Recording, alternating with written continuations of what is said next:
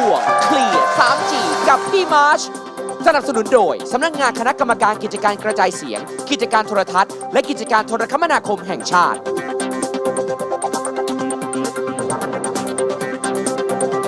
เคลียร์ 3G กับพี่มาร์ชตอนนักทดสอบสัญญาณ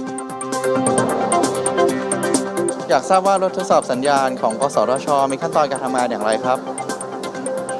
กับการตรวจสอบคุณภาพและมาตรฐานของบริการโทรคมนาคมเป็นภารกิจหลักหนึ่งของสำนักงานกสทช.หลังจากผู้รับอนุญาตได้รับอนุญาตให้บริการโทรศัพท์เคลื่อนที่ไปแล้วเนี่ยเราจะต้องมีการกำกับดูแลคุณภาพและมาตรฐานการให้บริการให้เป็นไปตามเงื่อนไขที่ได้รับอนุญาตซึ่งในการตรวจสอบมาตรฐานคุณภาพและมาตรฐานนั้นเราจะต้องมีอุปกรณ์เครื่องมือในการที่จะดำเนินการตรวจวัดนะครับซึ่งบริการโทรศัพท์เคลื่อนที่นั้นเราก็ทางสำนักงานได้ดำเนินการจัดซื้อรถตรวจสอบคุณภาพและมาตรฐานโทรศัพท์เคลื่อนที่จำนวน2 คันนะครับเราจะมีนโยบายวางแผนให้ดำเนินการตรวจสอบในพื้นที่ต่างๆทั่วประเทศนะครับคันหนึ่งตรวจสอบในกทมและปริมณฑลทุกวันนะครับและอีกคันหนึ่งก็จะวิ่งออกไปยังภูมิภาคตามจังหวัดต่าง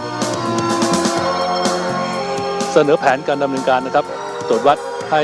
ท่านเลขาเป็นผู้อนุมัตินะครับพออนุมัติเสร็จเราก็ให้เจ้าหน้าที่เดินทางไปตรวจวัดนะครับ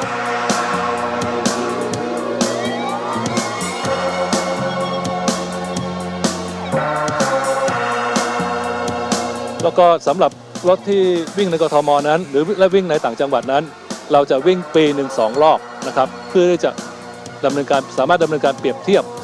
ช่วงการผลการวัดช่วงแรกกับช่วงที่2ได้ว่าเป็นยังไงบ้างว่าดีขึ้นหรือไม่ดีนะครับอุปกรณ์ที่อยู่ภายในรถนะครับซึ่งตัวที่เห็นอยู่นี้มันมี2 ระบบด้วยกันคือฮาร์ดแวร์เบสกับซอฟต์แวร์เบสนะครับแล้วก็มีอีกตัวนึงคืออัตโนมัติออโตเมติกในค่ายที่เราใช้กันอยู่เนี่ยมันจะมีอยู่2ตัวเท่านี้ครับก็คือจะเป็นทางด้านของ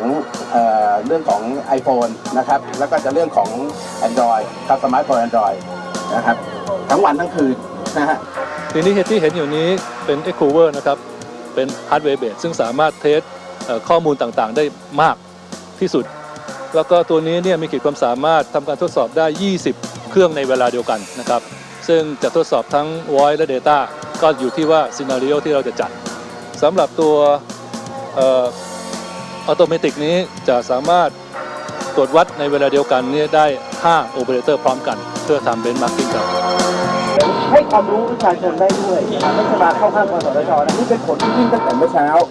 นะครับการที่เราแจ้งไปเนี่ยการช่วยเขาด้วยแต่ถามว่าเขามีแบบนี้ไหมมีนะครับเขาก็จ้างบริษัท